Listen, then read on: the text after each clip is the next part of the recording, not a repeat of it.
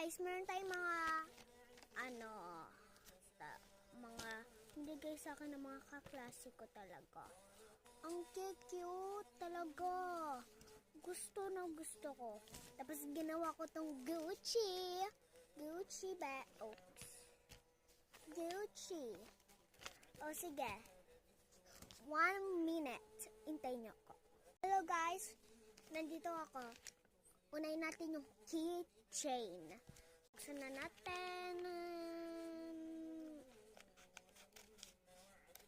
Sana hindi ako pagalitan ng lola ko pag nagkalat ako. May kasang hirap buksan. Yan, okay. Ano yung nakuha natin? Pink! Pink, guys! Oh, kakulay talaga. See, ang part 2. Hello, guys. Part 2 na. Yung unahin natin naman ay yung binigay ni Shireen Omar. Kaklasiko talaga siya. Parang kaya yung sinan niya sa akin. Eto. By Shireen Omar School Classmates. O sige. Gosh. Siya yung nag-comment doon pala sa ano ko. Comment ko nung sabi niya.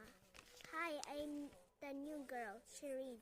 And I should we be best friends? Pretty please, my song. What happened to this place by Stitch the Bros? My favorite song. Do you like it? Please watch it. BFF. Really? I am her BFF in her school. We always talk. We never stop talking. We always play. That one. Ayun sinabi ko eh. Gusto ko mag-English. Part 3 bukas. Hello guys, yung part 3 naman. Yung unahin natin yung, yung Sanrio. Tingnan natin yung Sanrio box.